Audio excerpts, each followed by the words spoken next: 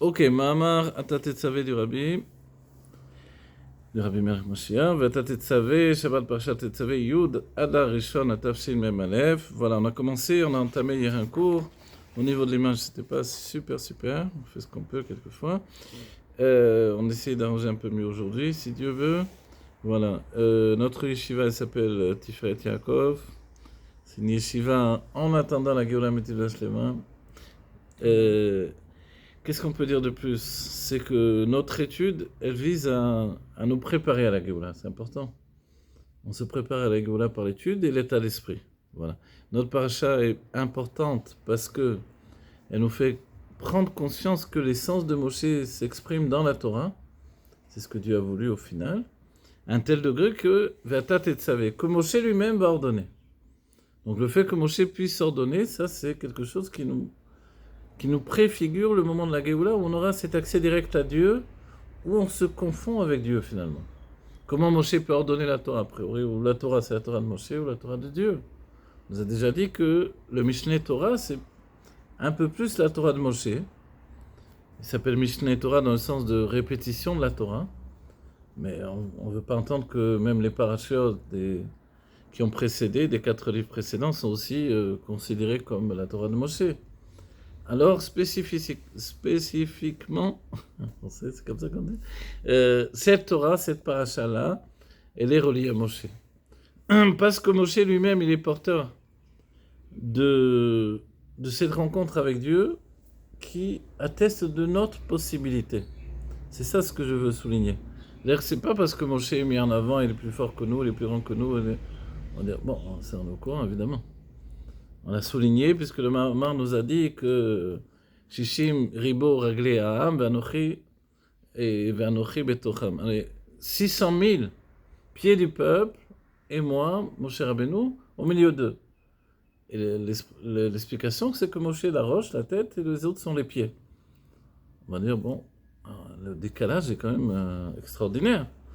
Mais l'explication, c'est que la tête ne peut pas atteindre ses buts sans les pieds. Et puis quand on dit Messirun Nefesh, qui dévoile le niveau le plus haut de l'âme, la Yechida, on élève en même temps le Nefesh, qui est le niveau le plus bas de l'âme. Donc on comprend bien que le plus haut et le plus bas s'élèvent. Et comme l'a dit l'Admorazaken, quand on veut élever une maison, on l'élève depuis sa base, pour pouvoir la transporter. Donc en fait, c'est cette situation-là. Et si on va jusqu'au bout de cette idée, la dernière des générations qui est la nôtre, qui est la génération du talon du Mashiach, est vraiment cette génération de Moshe Rabbeinu. C'est bien que les sages nous disent, Moshe a vu jusqu'à la fin des temps, et en voyant la génération qui précède la venue du Mashiach, en se rendant compte de manière extraordinaire comment dans l'obscurité, au Toteno l'Oreinu, on n'a pas vu les signes. On pourrait dire, on a vu les signes avant-coureurs de la Géoula, peut-être, mais ces signes-là, ce sont des signes annoncés dans Maseret Sota. Et dans Maseret Sota, ce ne sont pas des signes formidables à un tel degré que les sages, donc les Tanaïm et les Amoraïm, sans doute, ont dit qu'elle vienne la Géoula, mais pas de mon temps. Sous-entendu que la souffrance qui accompagne la Géoula, elle ne soit pas leur journée, leur vie. On va dire, mais attends, mais quand on regarde la vie des Tanaïm, excusez-moi, des temps des Romains, c'était abominable, cette vie qu'ils avaient. C'est vrai, mais il y avait des mochines de Gadlout extraordinaires. Il y avait une élévation de l'esprit, des niveaux d'âme extraordinaires. On n'a qu'à citer Rabbi Akiva, Rabbi Eliezer Gadol, Rabbi Yoshua, Rabban Gamliel, etc. Rabbi Ishmael. Donc on comprend bien que ce ne sont pas des petites âmes, ce sont des âmes extraordinaires, des âmes de Hatzilut. Donc si ces âmes de Hatzilut vivaient dans un monde qui leur était propice pour le dévoilement de la Torah, il y a un maman du Rabbi qui rapporte qu'ils vivaient des miracles au quotidien. Mais ils n'en faisaient pas une grande histoire. Si bien que le miracle était juste un niveau personnel de vie au quotidien qui était lié à l'étude de la Torah en fait. Chez les Rébim, on va retrouver cet état d'esprit. Chez les Rébim de Chabad, on dit que les miracles roulaient sous la table, comme ça que c'est dit du temps de Admor Saï, mais on n'en fait pas une histoire, parce que ce qui compte, c'est l'étude de la Torah. Comprendre Dieu. Donc dans cet état d'esprit, on comprend qu'aujourd'hui, le fait de comprendre Dieu, euh, alors que nous sommes au niveau le plus bas de l'intellect, au niveau le plus bas des sentiments et du dévoilement divin, c'est devenu quelque chose d'extraordinaire. Donc sans le savoir, peut-être qu'on a un niveau extraordinaire, mais en relation avec notre génération. Comme il dit sur Noah, par rapport à sa génération à lui, il est extraordinaire, mais par rapport à la génération d'Avraham Avinu, on n'aurait peut-être pas du tout parlé de lui en fait. Donc nous-mêmes, évidemment, quand on nous replace dans une génération passée, on se noie dans la masse. Mais compte tenu que dans notre génération, on est tous au niveau du Ekev, du talon. Le rabbi, quelquefois, il dit 3 fois le Ekev, du Ekev. Le talon, du talon, du talon. Donc on est 6 pieds sous terre déjà, comme dirait Jacques Brel. Donc on va dire, oh, si on est 6 pieds sous terre, là, ça s'appelle les Mata Mata l'Entachlit, tout en bas, l'Orensof. Donc, voilà, c'est-à-dire que dire à Batartonim à ce niveau-là, ça n'a jamais été fait. Et au sein de cette situation-là, on étudie Torah et Mitzvot. Moshe Rabbeinu, qui a vu notre génération, il a dit, mais le mérite qu'ils ont est extraordinaire. Ils n'ont pas la colonne de nuée, ils n'ont pas les miracles de la sortie d'Égypte, mais quand même, ils se préfigurent à recevoir la Géoula Mitiv Hashem. C'est extraordinaire. Et ça, c'est ce qui fait que notre génération est unique en son genre. On a tout fait. Voilà, Velichora, on prend le texte, on a continué, on était Hot Dalet du Mama. Velichora Yeshlomar, et a priori, il y a lieu de dire, c'est à Pirouche, Katit Lamaor, que l'explication de Katit Lamaor, vous vous rappelez cette notion Katit Lamaor, elle est terrible en vérité. Elle est terrible parce qu'elle définit ce que l'on vit. Chacun avec son niveau, chacun avec ses épreuves.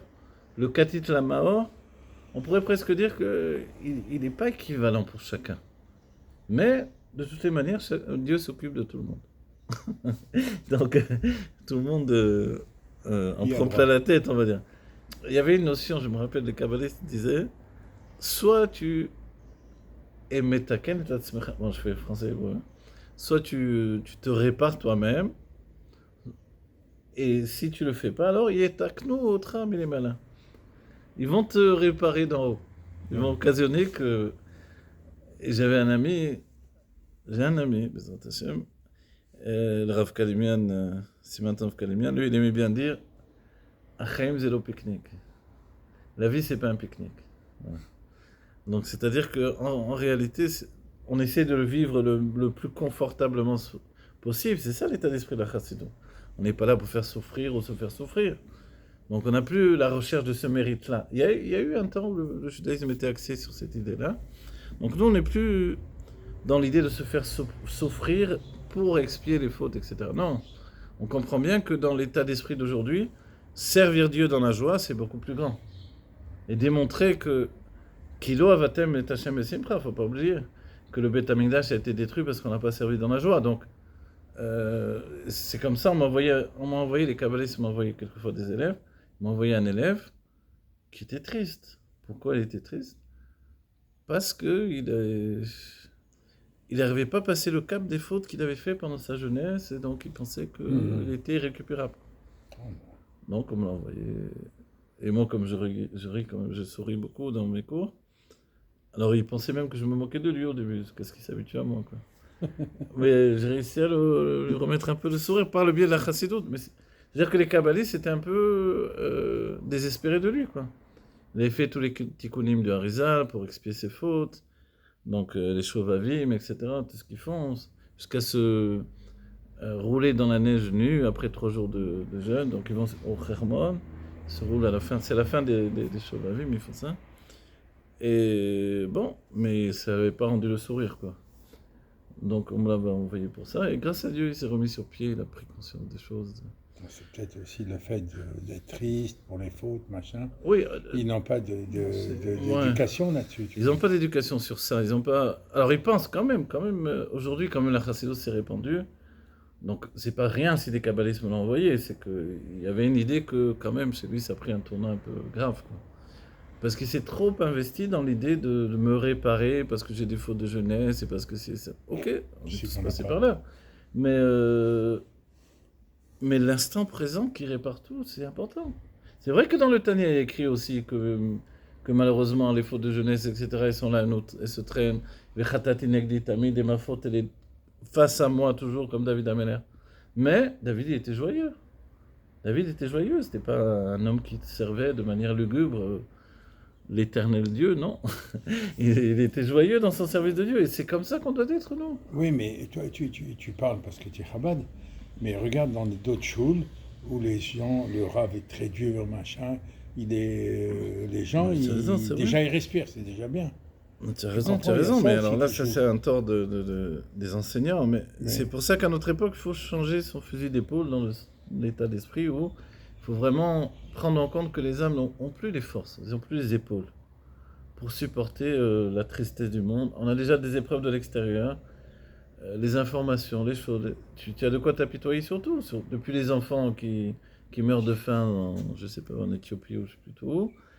Ce qui s'est passé avec les événements derniers en Israël, etc. Bon, mais tu t'en sors plus. Donc, tu es obligé de te mettre en avant dans un mouvement de vie basé sur le service de Dieu. Voilà, je vois. Voilà, dans la joie. Alors, comment ce Katit les Mahor, il vient briser pour apporter notre huile à Dieu? Oui, c'est vrai, tu es brisé. Et c'est ce que le Tanya a résolu en nous disant, mais le Zohar a déjà parlé de ça. D'un côté du cœur, tu as Simcha, il y a la joie, parce qu'on doit servir Dieu dans la joie. Et la joie, c'est un exercice. Hein. C'est pas, je me lève pas le matin de joyeux. Ça peut arriver, mais c'est très rare. Ah oui. Voilà. Autrement, le temps que j'émerge, etc., surtout les hommes, quoi. Les femmes sont plus actives le matin, mais les hommes, on est au radar, au GPS le matin. Alors, mais le Tanya nous dit, cette joie-là, elle est inhérente à une partie du cœur, et de l'autre côté, il y a une tristesse. Une amertume. Voilà, une amertume, Pas une exactement. tristesse. Bravo, tu as raison, c'est juste. Ça soit la tristesse. Une amertume qui est là présente en même temps que la joie, et l'équilibre des deux, c'est ce qui fait un juif. Et le rabbi a dit, mais dans notre génération, même l'amertume, non seulement la tristesse, puisque le Tanya a signalé que la tristesse était un poison pour l'âme, elle nous entraînait vers le Yesod Afar, l'élément de poussière dans la chute, etc. Atzlut ve'atzvut. Donc la tristesse et la fainéantise, finalement, on n'a plus envie de rien, on n'a plus envie de bouger.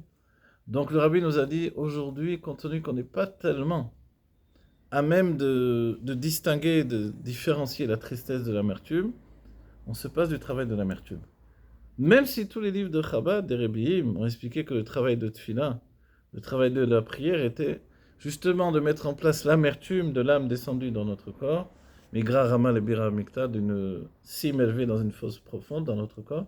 Vous vous rappelez le Nigun Chaman, Neshama, la Neshama Yarda Betoraguf, Yoredet, Vetsueket, Oy vai vai. Après, crie vers Dieu. Mais après, on dit à la fin, Irid Azul et Sorer Alir. Cette descente-là, elle est pour s'élever. Donc c'est ça qui nous sauve. Voilà. Mais comme cette chute-là, si on la prend trop sur soi, alors elle nous entraîne vers vraiment quelque chose. Voilà, elle nous enterre, bravo. Donc en fait, on met en avant la joie. Donc du coup, dans notre cœur, il doit y avoir des deux côtés la joie. C'est ça ce que dit le rabbi. On va dire, mais la joie, si elle n'est pas naturelle dans ce côté du cœur, en fait, la joie, c'est un exercice. Si tu souris, ben, tu vas être joyeux naturellement. D'ailleurs, si tu souris à quelqu'un, il te sourit en réponse. Et la même chose quand tu souris vers Dieu, Dieu, il te sourit en réponse. Donc, si bien qu'à un moment même, à une prière de Rosh Hashanah entre l'Admorazaken et l'Admor Saï, l'Admorazaken a dit à l'Admor Saï, tu ne dois pas chanter maintenant un nigun, une mélodie mélancolique. Chante plutôt un nigun joyeux. Parce que c'est un moment qui va t'apporter un retour de joie. Voilà. Il se peut que ce soit le deuxième jour de Rosh Hashanah, mais quand même. Ça veut dire qu'il y a cette cause à effet, et ce miroir de l'âme qui se reflète dans les mondes divins. Donc, quand Dieu voit que malgré tous les événements, on reste joyeux parce que c'est une nécessité du service de Dieu, alors tout est différent. Malgré les épreuves du quotidien et tout ce qui nous manque au quotidien, et le fait qu'on doit avoir un bitachon, on doit être sûr de nous, on doit compter sur Dieu de manière insensée, parce que Dieu va nous sauver, même si c'est une extrémiste à chaque fois. On y va jusqu'au bout, avec joie. Et ça, c'est ce qui est la manière de vivre le Katit Lamahor.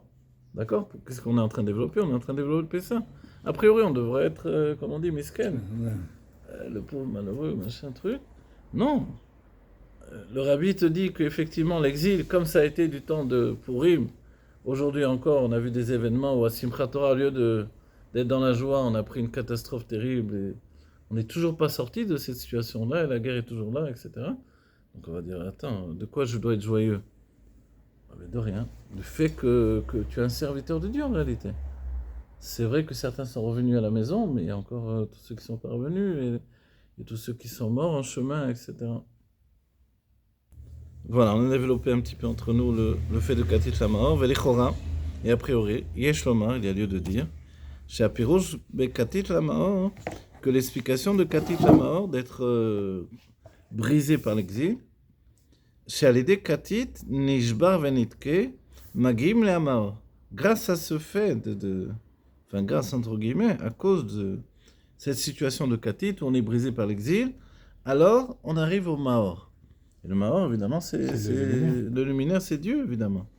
Ou alors le Dieu qui se dévoile dans Moshe Rabbeinu. Ou Biur, Azé, chez Bezman Agzera, Davka, Baou, les Messirou Nefesh. Ça, c'est une explication, parce qu'on se rappelle qu'il y a eu un lien établi entre Moshe Rabbeinu, Reayam et Amna, vers lequel est porté le Katit Lamor en question, le Shemen Zaytzar. Oui. Ok, donc l'huile d'olive qui est portée vers Moshe Rabbeinu, et le fait qu'il soit lui-même Roé Neeman chez Zan Mufarnes Taimuna. Le fait qu'il soit un berger fidèle sur lequel on peut compter et qui vitalise notre Imuna. Et l'explication du Rabbi a été de nous dire quelle est la fonction du Ra'ayam et Amna.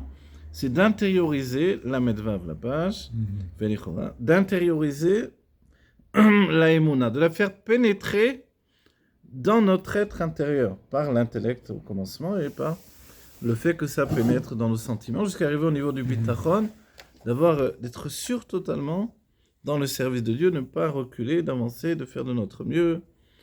On a souligné, on manque même chitat, on revient, on rattrape, etc. On fait de notre mieux. Voilà, on est ce soldat, quelquefois j'ai donné cette image, sur le champ de bataille qui tombe, tandis que d'autres continuent, tandis que nous, en réalité, nous sommes le même. Qui tombe et qui continue, c'est le même qui se relève et qui recommence. Et ça, cette situation fait qu'on est Katit la mort. Et le Rabbi nous dit que c'est parce que nous sommes Katit la mort que l'on peut porter ce shemen qui est un shemen la mort, pour le luminaire et non pas juste l'air. Qui a Messirun Nefesh et Betsad Etsem Aneshama Shelemela Megilui. Car le don de soi, ça vient de l'essence de l'âme qui est au-delà, au-dessus du dévoilement. Maor, Shemimenu Nimsaor. Qu'est-ce que le Maor? Le nom lui-même, Maor, c'est Meor, Maor, duquel vient la lumière. Donc le luminaire duquel vient la lumière, va l'aider chez Ayou, Az Bematsav, des Katit, et par le fait que nous avons été alors. Le alors, il se réfère évidemment à l'époque de Purim, mais évidemment c'est toujours actuel, parce que Mishekore est à Megillah les Mafrères Loyatsa. Celui qui pense que la Megillah c'était alors, avant, et pas aujourd'hui, alors il n'est pas quitte, d'après le Baal Shem Tov. Enfin, le pshat, c'est si on a dit de la fin vers le début. Mais nous, en pensant que c'est une autre époque, ça n'a rien à voir avec nous, ça c'est faux également. On a encore besoin de Venafor, ou de renverser tout ça, parce qu'on est toujours Katit la Maor. Nishbar Venitke, on est brisé, écrasé. Nidgala etsem aneshama. Dès lors, on arrive à dévoiler l'essence de l'âme. Et ça, c'est le Maor. Qu'est-ce que le Maor? L'essence de l'âme. Aval, même cher veseder ainyanim be'amamar, shepirouch bekatit la morba, lachar inyan de raya memna. Mais quand on reprend le mamar du Rabbi Rayatz, on voit que katit la Maor, le fait d'être concassé, ça vient après l'explication et d'apporter donc l'huile vers Moshe Rabbeinu. Ça vient après l'explication de Raya Memna, le berger fiable et fidèle, mashma, de Inyan Katit la Maor, shaya gam lazeshe, Moshe Zan Mefarnes Taimuna, shetiye bepnimiot. C'est également relié au fait que Moshe Rabbeinu, il Zan Mefarnes, c'est-à-dire, il nous donne la nourriture pour l'âme. C'est ma faculté de l'intégrer de manière à ce que l'aïmouna, qui est une force makif, qui nous entoure, elle devienne quelque chose d'intérieur. Voilà. La différence entre ce qui nous entoure uniquement, ce qui est intérieur, c'est comme la différence entre l'inconscient et le conscient. L'inconscient, je ne peux pas le diriger, je ne peux pas le gérer. Quelquefois, comme on dit, je me lève du côté droit, quelquefois du côté gauche, du pied droit. Quelquefois j'ai les nerfs, quelquefois j'ai pas les nerfs. Je sais pas si c'est pas la même chose. Quoi qu'il en soit, ça dépend pas de moi, c'est ça ce que l'on dit. Mais là, le travail de Moshe Rabbeinu, c'est que non, toi tu dois avoir un avodat Hashem, un service de Dieu régulier. Tu peux pas être en proie. Un jour la mer elle est en tempête et donc je prends pas la mer et demain je la prendrai, je sais pas. Non, tous les jours tu prends la mer. Toi tu dois savoir naviguer. C'est-à-dire que tous les jours tu dois être égal. Pourquoi ? Parce que tu maîtrises ton cœur avec ton intellect, tu maîtrises ton âme animale avec ton âme divine. Sinon on va dire mais pourquoi le Tanya, on t'a donné le Tanya, pourquoi faire pour lire ton chita tous les jours sans même comprendre ce que tu dis. Non, ça doit te transformer, te dire, mince, le Tanya, il est vraiment là pour me donner de réfléchir sur ces choses-là. De comprendre que je ne dois pas être ballotté par mes sentiments continuellement. C'est vrai qu'on n'est pas toujours au top. C'est vrai que quelquefois on est découragé. Ça, c'est la résultante de Katit Lama. C'est vrai qu'on peut se décourager, on pourrait, entre guillemets, se décourager. Mais on ne le fera pas parce que Moshe, le Moshe de chaque génération, a intégré sa émouna au-dedans de nous. Et cette émouna au-dedans de nous, cette foi, qui auparavant était une force qui nous entoure uniquement, elle devient quelque chose d'intérieur en moi. Elle vient me subjuguer parce que moi, je travaille avec elle. Tu vois ? Et elle t'aide à surmonter. Elle m'aide à me surmonter. Donc, il ne me vient pas l'idée, aujourd'hui, je ne vais pas prier. Ah bon, tu n'es pas bien, tu es malade Non, je suis en pleine forme, je n'ai pas envie de prier, c'est tout. Non, un chassid, il ne peut pas vivre comme ça. Un juif, il ne peut pas vivre comme ça. Comme ceux qui ont le chiyuv de faire un kaddish tous les jours, 3 kaddish à chaque tefila, machin. On voit que c'est pas facile, et quand ils finissent l'année, donc on voit qu'il y a un engagement, mais en réalité, c'est la même chose. À moins que je sois vraiment dans une situation catastrophique, de maladie, de fièvre, etc. Donc oui, mais autrement, non, j'essaie de faire de mon mieux. Je manque une prière, je la rattrape, etc. Le fait de prier à la maison... Alors, hot et Viesh verset Alpia Yadoua. On va expliquer cela d'après ce qui est connu. 31, le rabbi nous dit Réel Cher Tarab. On revient au Tarab. Voilà, dès qu'on le quitte, on y revient. Le Tafreshanbe de Rabbi Rachab. Désé chez Israël Maminim Be'elokut. Le fait que les enfants d'Israël ont la foi en Dieu. Be'emunah pshuta, dans une foi simple, intègre, complète. Et le fait qu'on n'ait pas besoin de nous prouver que Dieu existe. La démarche de la chassidoute, par exemple, n'est jamais de dire je vais te prouver que Dieu existe. Non, la chassidoute, elle s'inquiète plutôt de dire est-ce que moi j'existe. Et conclusion chassidique, même des chassidiques, non, je n'existe pas en fait. Tout existe à travers Dieu, c'est seulement sa conscience qui nous donne d'avoir moi-même la conscience d'exister. Mais bon, comme la Torah dit que Dieu a créé le monde, alors oui, j'accepte la création du monde. Mais tel qu'il est décrit par la Torah. Voilà. Donc, le juif n'a pas besoin de qu'on lui explique que Dieu existe. Une vieille grand-mère juive, elle n'a pas besoin qu'on lui fasse un cours sur Dieu existe ou non. C'est évident que Dieu existe.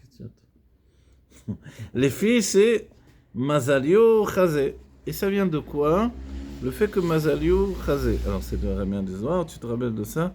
Le Mazal, tout simplement. Le Mazal. Chazé, c'est Chizayon. Le Mazal, il voit la Elokut. Qu'est-ce que le Mazal ? On dit Mazal Tov, etc. Le Mazal, c'est aussi une part de l'âme. Le Mazal, c'est lié avec les lettres qui sont les makifim de l'âme, comme le Lamed Mem, etc. Et ce Mazal, lui, il voit la Elokut. C'est-à-dire la part de l'âme qui n'est pas intériorisée dans le corps, elle voit le divin, elle voit les anges, elle voit les mondes divins. Tu viens lui dire que Dieu n'existe pas, Dieu, c'est toi qui n'existe pas, mais Dieu existe, tout est Dieu. Donc elle voit. comme on a dit, Vaïrou et Hachem, Vaïminou, B'Hachem, Moshe Abdo. Vaïrou, au départ, ils ont craint Dieu, ils ont eu la foi en Dieu et en Moshe, son serviteur, donc on a traversé la mer. Et le Pirouche Chassidi, c'est de dire qu'ils ont vu Dieu. Craindre Dieu, oui, c'est écrit la même chose finalement. Vaïrou dans Reïa, ils ont vu Dieu de leurs yeux à la traversée de la mer. Comme Dieu n'a pas de corps, ils ont vu que Enon Milevado, il n'y a rien d'autre que Dieu. Rien n'est en dehors de lui, c'est ça ce que ça veut dire. Donc ils ont eu la foi en Dieu et en Moshe, son serviteur. Ve'en tzrichim rayot al ze. Les filles, c'est mazaliou chazé, d'aneshama, c'est les malas. L'aneshama en dehors du corps, les malas à proximité de la lumière divine. Ro'a elokut, re'aya chez les malas misechel, et c'est une vision qui est au-delà de l'intellect, en se rappelant que le niveau supérieur de la chorma, c'est la vision du divin. Ve'ze poel be'aneshama shebagouf, aemuna be'elokut. Et ça agit sur l'âme qui est dans le corps, pour intégrer dans le corps la foi dans le divin. Ve'od biur, et une autre explication des shoresh ha'emuna ou me'etzem ha'neshama. C'est que la source de l'âme, elle vient du etzem ha'neshama. Elle vient de l'essence de l'âme. Chez les malas, mi mazale chazé, qui est au-dessus même de ce niveau de mazali ou chazé, du fait que l'âme en dehors du corps voit le divin.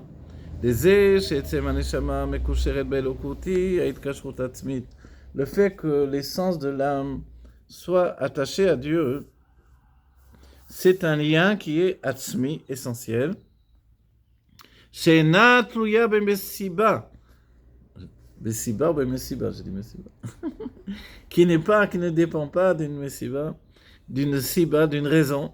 Gamlo b'inyan re'ia areya she'lemala misechel.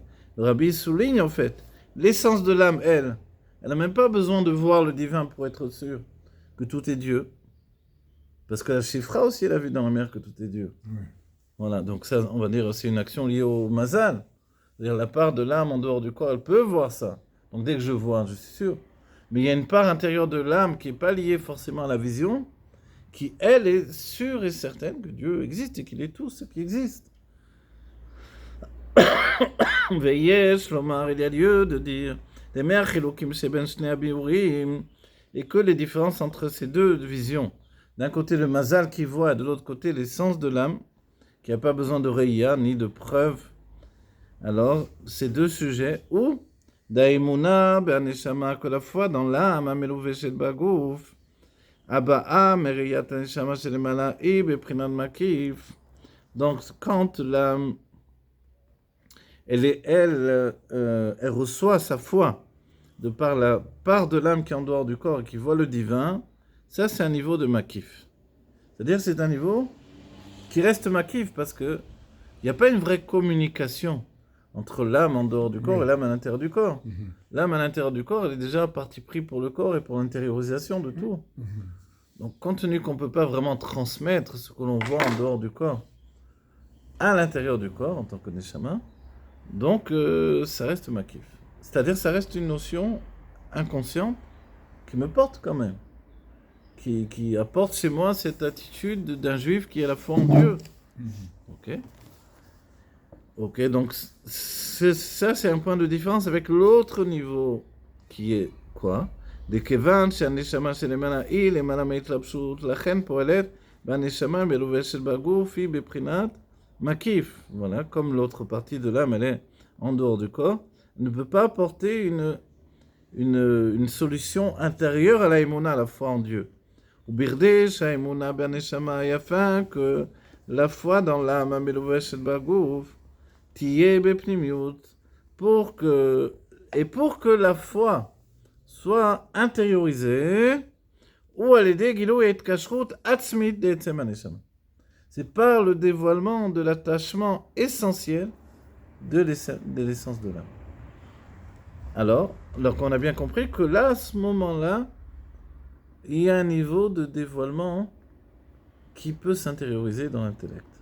C'est le chidouche de la Chassidut Chabad. Transporter en tant qu'être intellectuel des notions divines qui sont reliées à l'essence de l'âme. Elle les descend. et pourtant les analyser, les comprendre, en parler, en discuter, en le développer, réfléchir sur ces points, l'idbonel, etc. Et ça, c'est extraordinaire. C'est le miracle de l'Admorazaken. C'est-à-dire les autres chassidim n'avaient pas eux-mêmes le pouvoir de faire ça. C'est l'Admorazaken qui l'a reçu. Ouais, il y a une lumière qui Etsem dit qui Etsem aneshama, car l'essence de l'âme et Etsem shel aneshama belovesh shel bagouf. C'est l'essence de l'âme qui est habillée dans le corps. Velachen, האמונה דהנשמה מלובשת בגוף, שמצד עצם הנשמה היא בפנימיותה. C'est quel niveau Etsem Aneshama? C'est l'essence de l'âme, oui, a priori, c'est même l'intériorité de la Yechida. Quoi qu'il en soit, on parle de l'âme telle qu'elle est investie dans le corps. Mais il n'y a Si. pas de Yechida dans le corps. Alors, tu sais que dans que Dieu préserve, mais dans la tombe, au moment du 15 du mois, Ouais, et la veille de Rosh tu m'as Chodesh, dit même ça, la Yechida revient dans le corps. Si c'est comme ça quand on est 6 pieds sous terre, quoi. Il y a de penser que ça puisse être également présent quand on étudie la Chassidut, par exemple. L'idée des Rebbeim, elle est extraordinaire. L'idée du Baal Shem Tov au départ, mais les Rebbeim l'ont intériorisé dans l'état d'esprit que l'on étudie ici. C'est de faire que la Yechida soit dévoilée, porteuse de l'essence de l'âme, alors que je suis occupé à étudier la Torah ou à prier. Bon, le niveau de prière, on n'atteint plus trop, faut dire la vérité, parce qu'on est trop précis aujourd'hui. Mais au moins dans l'étude, on a un éveil quand même. Et cet éveil qui va quand même nous maintenir. On a vu le Benoni, il ne tient que par le Réchimo de sa tfila. Tu te rappelles?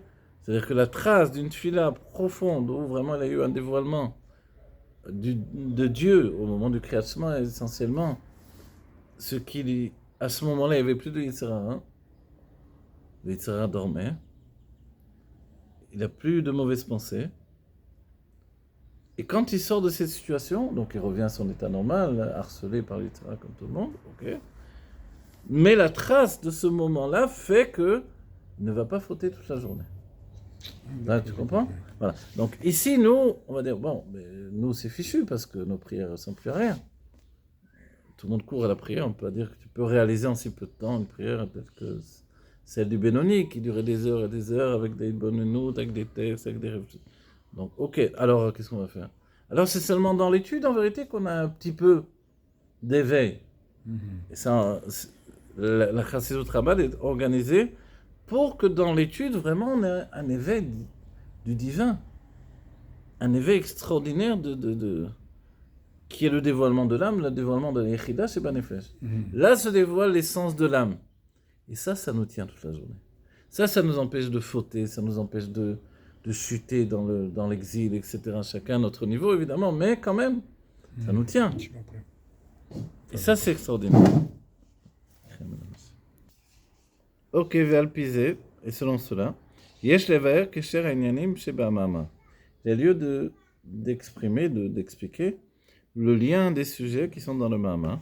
Sha'inyan de katit lamor be'emsher la biur, ha'inyan de raya memna. Le fait du mort, en réalité, donc de katit lamor, ça vient juste après l'explication de Raya Memna, le berger fiable et fidèle. כי זה שמשה זן מפרנס את האמונה, שתהיה בפנימיות הוא על ידי שהוא מגלה את עצם הנשמה. Le fait que Moshe זן מפרנס את האמונה בפנימיות, donc il intériorise la foi au-dedans de nous, il la vitalise, שהוא מגלה את עצם הנשמה. Comment? Alors il nous dit, à l'aider שהוא מגלה את עצם הנשמה. C'est par le fait qu'il dévoile l'essence de l'âme. Comment il intériorise en dévoilant l'essence de l'âme. Ça, c'est le but de la Chassidut. Chez les malam et mazalé chazé, on a vu que c'est au-delà du sujet du mazal qui lui voit la elokut. C'est-à-dire cette partie de l'âme qui est en dehors du corps. Ma'or chez les malam et or. Donc le etzem aneshama, c'est l'essence de l'âme. Et l'essence de l'âme, même si ça touche le point de l'âme qui est habillé dans le corps, malgré ce, c'est quand même l'essence de l'âme. Et c'est au-delà du niveau de Mazalé Chazé. Uma, chez Katouf, Katit Lamor, et ce qui est écrit Katit Lamor, concassé pour le luminaire. Mais vers Mamar, il explique dans le Mamar, c'est Birdé Lagia la Maor ou Aleda Inyan de Katit, c'est Bezman Agalot. Donc, comment on arrive à dévoiler l'essence de l'âme, le luminaire? C'est grâce au fait le fait que l'on soit Katit la Maor par le travail dans l'exil, en fait, la situation de l'exil qui nous rend concassés, brisés par l'exil.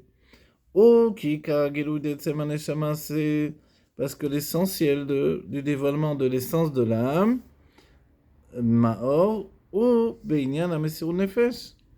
Qu'est-ce que c'est et comment on dévoile l'essence de l'âme? Par le fait de Mesirun Nefesh. Chez Karo, Bezman Agalut. Mais quand est-ce qu'on fait Mesirun Nefesh? Pas pendant le moment de la Géoula, et là dans le moment de l'exil, Kedel Kaman. Voilà. Odvav, Veinyan, où le sujet est le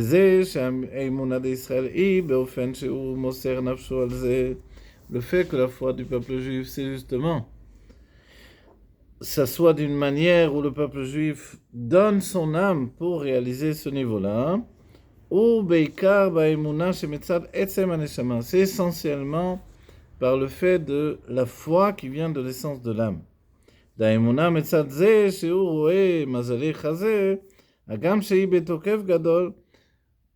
Par contre, le niveau de Emouna que l'on provoque par le fait de Mazalé Chazé, le fait que notre âme, la part de l'âme en dehors du corps, voit le divin, alors, même si c'est Agam Shei Betokef Gadol, même si c'est extrêmement puissant,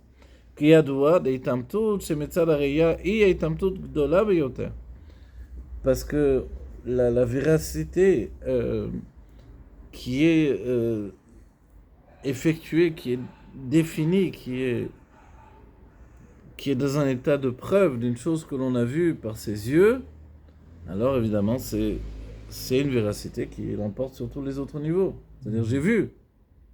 Tu as vu évidemment, tu es un témoin de vision. Sans dire l'ototenu l'orainu. Nous n'avons pas vu les signes, mais vous avez vu les signes. Pour ça on est croyant, fils de croyant. Mais les autres croyaient pourquoi? Mais parce qu'ils ont vu. Ils ont vu Dieu. Et le rabbi nous dit, mais c'est vrai que c'est un niveau extraordinaire. De voir Dieu, donc j'ai la foi en Dieu parce que mon âme voit le divin. Okay?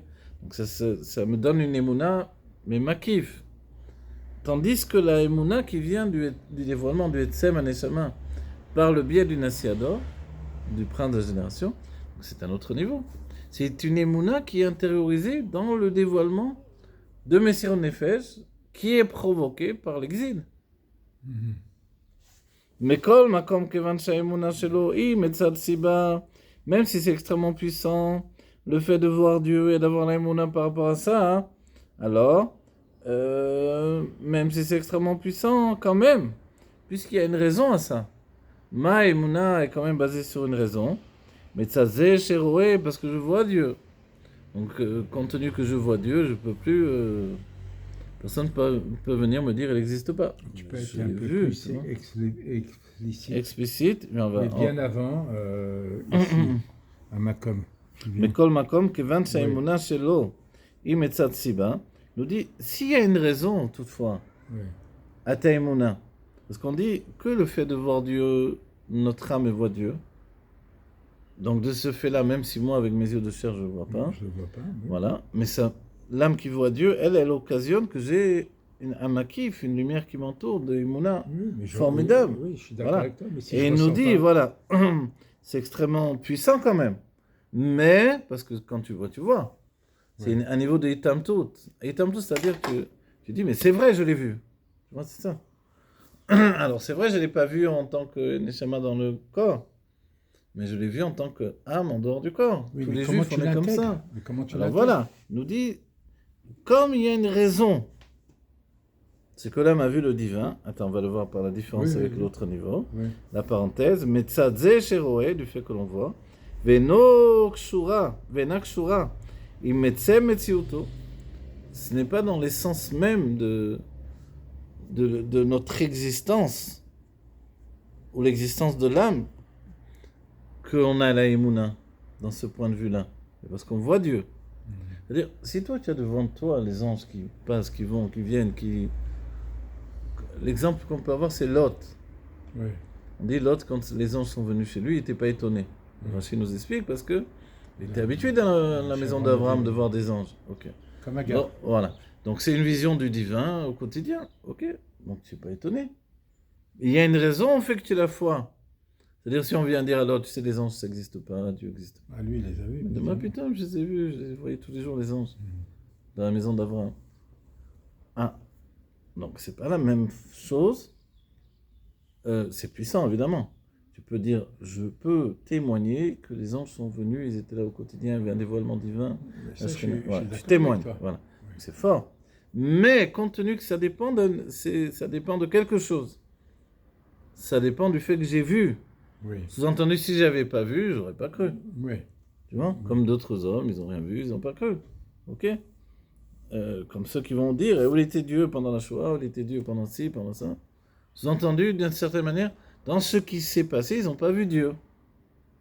Et s'ils avaient vu Dieu qui serait venu les sauver, alors ils ont dit, Dieu m'a sauvé. Bon. Ils n'ont pas vu Dieu. Parce que c'était un train qui n'avait pas de marche arrière, il n'y avait pas de retour. Ok. Évidemment, on ne peut pas ni critiquer ni quoi que ce soit. C'est-à-dire que dans cette chose-là, on n'a pas vu Dieu. Donc celui qui dit, j'ai pas vu Dieu. Et le rabbi a dit, si tu vas mettre les tefilines à un juif et qu'il te dit, moi je mets pas les tefilines parce que Dieu il était où pendant la Shoah. Le rabbi a dit, tu lui poses quand même la question, est-ce qu'avant la Shoah il mettait les tefilines? Il te dit, non, je ne mettais pas. Il dit, alors non, il ne faut pas qu'ils prennent pour excuse la Shoah, pour dire que si avant la Shoah ils mettaient les tefilines et qu'à cause de ça ils ne mettent plus, on peut respecter parce que ce qu'ils ont vécu, c'est quelque chose d'inhumain. Donc, en fait, on comprend bien. Ok. Donc, si je vois Dieu, je suis avec lui. Si je le vois pas, je suis pas avec Mais lui. d'après ce que tu dis, on a une âme qui a vu Dieu. Notre âme supérieure, elle a vu Dieu. Voilà. Donc, on Mazal fait Echad, confiance à notre âme qui a vu Dieu. Hmm. Moi, je ne l'ai pas vu, mais je fais confiance. Voilà. Il y a un exemple. Il y a un exemple avec Daniel. Daniel a eu le dévoilement extraordinaire qu'il a eu, etc. La vision de la Géoula, Ouais. avec toute l'image de la statue, etc. Et on dit qu'il y avait ces trois autres sages qui étaient avec lui à Babel, Oui, ok, qui n'ont pas vu. oui. Ok, en quoi ils sont concernés par cette histoire-là? Ils se sont enfuis en courant. Ah bon, mais pourquoi? On n'a pas dit, il n'a pas vu. Ils Non, ont été lui, il effrayés. l'a vu. Eux, Il ils a ont vu été le- effrayés. Ils sont partis. Ils sont partis en courant. On dit, mais pourquoi? Qu'est-ce qu'ils ont? Ils n'ont rien vu pourtant. Tandis eux, ils n'ont pas vu, mais leur âme, elle a vu. Elle a Voilà. vu, et puis le corps. Et ça a il occasionné que chez eux, ils ont eu Oui, un- une frayeur. voilà, une frayeur terrible. Donc c'est ce point de vue-là dont on est en train de parler. C'est-à-dire que toi, tu es capable d'analyser ce que ça veut dire. Dieu, c'est tout. Et Oui, mais voilà. ça, on n'en doute pas, le problème, Voilà. on n'en doute pas. Voilà. Et il dit quand même le rabbi que ça, quand même, le fait qu'il y a cette vision, même si ce n'est pas une vision logique, ok, et qu'il n'y ait pas une vision des yeux, de chair et de sang, quand même c'est une vision. C'est-à-dire que la foi en Dieu est basée sur une vision. Tandis que quand la foi vient de l'essence de l'âme, c'est plus une histoire de vision. Là. Tu comprends? C'est un tout. D'accord. L'essence de l'âme, elle est attachée à l'essence de Dieu. C'est quelque chose qui est à l'intérieur de moi sans avoir besoin d'aucune preuve, aucune... Mais Il là, t'aime d'après tout, ce que on est tu en dis, hébreu. on dirait que l'auteur du livre, le rabbi, veut nous faire dire que la chose de le ressenti par le Etzem est plus fort que la vision. Voilà, exactement. C'est ça? Ah bon? Mais ce ressenti vient de Moshe Rabbeinu, par contre. Ah, C'est-à-dire, s'il n'y avait pas Moshe Rabbeinu dans chaque génération, qui est Roé Neeman, Re'aya d'accord, Memna, j'ai compris. voilà, Oui. qui introduit au-dedans de nous la foi, comme le rabbi qui nous a préparés pour la Géoula, comme jamais. Personne n'a été préparé pour la Géoula. Quelquefois, je me suis rendu compte que l'ador de Moshe n'avait pas été préparé, tout simplement. Pour la Géoula, pour la rentrée en Eretz Israël. Donc du coup, chaque chose, ils l'ont vécu comme une embûche terrible sur leur chemin. Un défi qu'ils n'étaient pas capables de relever. Alors que le rabbi nous a préparés. C'est-à-dire, dès que la Géoula arrive, on ne veut pas dire « Ah, on n'était pas préparés ». Comment vous n'étiez pas préparés? Ça y est, vous avez été préparés, vous avez eu les Mamarim, vous avez eu les Dvar Malchut, et toutes les sikhot du rabbi, et toutes les paroles du rabbi, les encouragements. Et donc, c'est sûr qu'on est archi préparé, ça y est. Donc, on attend de tout notre être, en fait. Et ça occasionne une émouna profonde en Dieu qui peut-être n'a jamais été aussi forte dans le peuple juif. Une émouna de Etsem Aneshama, de l'essence de l'âme. Non pas une émouna de Mazalé Chazé. Voilà, de la part de l'âme, parce que notre âme est très élevée, elle voit le divin, etc. Peut-être qu'on n'a pas du tout ça. Puisque l'essentiel, en plus, de la présence divine, au Ikar, Shrina Batartoni Maïta, c'est le début du monde. On revient à ça. On revient à cette situation où le Ikar Shrina, où l'essence de Dieu se trouve dans ce monde de la matière. Donc, que notre âme voie Dieu à l'extérieur, ok, sans doute. Tant mieux. Mais c'est pas pour ça que je crois en Dieu. C'est parce qu'en fait, le Moshe Rabbeinu de l'Ador est venu nous chercher un à un et a fait briller l'essence de notre âme par l'enseignement de la Chassidut, qui fait que ça me pénètre, ça me gonfle, Et moi-même, par l'étude, je suis capable de réveiller cet éveil-là, de Emouna, qui peut flancher au quotidien. Pourquoi ça peut flancher? Parce qu'on parle d'une lumière intérieure, justement. Ça réveille d'en haut, Voilà. en bas. Parce que l'autre elle bouge pas l'autre, mais elle est maquif. Donc c'est comme le voleur qui vole et qui prie Dieu, pour que je ne me fasse pas attraper, ou que j'ai une grande atzlacha aujourd'hui, je trouve beaucoup d'or, Attends, tu fais des avérotes et tu pries Dieu. Donc il n'y a pas de contradiction, parce qu'il est dans la Emouna.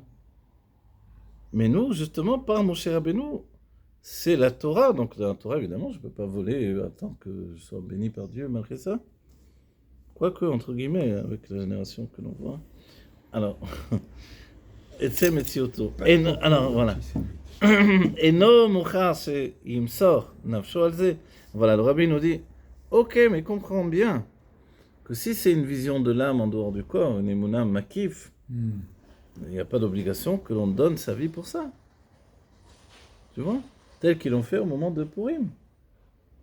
Tu vas donner ta vie alors qu'il suffisait de dire, moi je suis pas, vous savez, je voulais vous dire, je suis pas juif. Donc laissez-moi tranquille, moi ma famille on n'est pas juif. On n'est pas des Yehudim.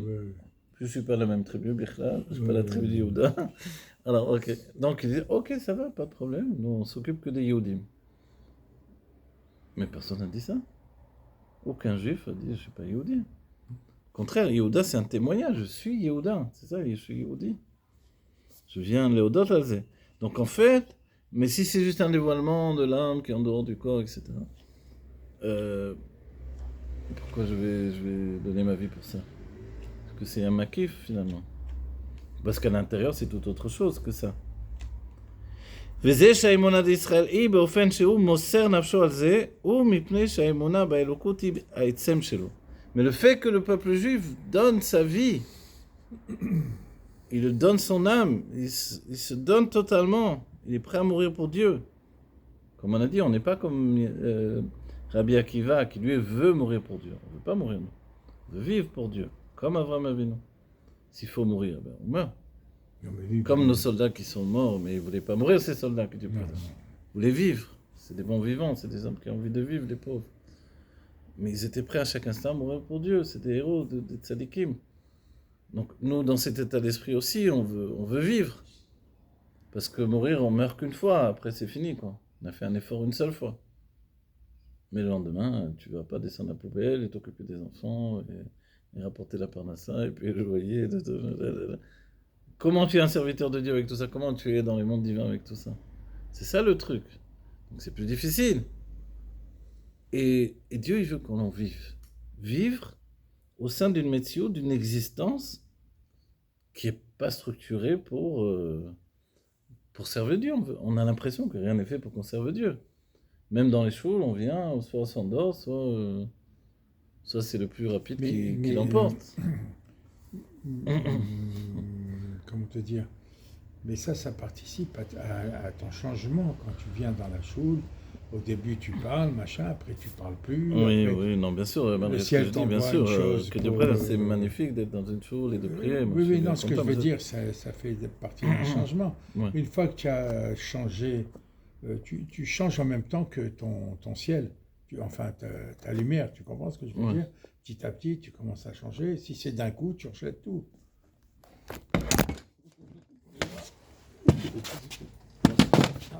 Apparemment, on n'est pas d'accord, le ciel. Ça, il a rien. il n'a rien. Écoute-le.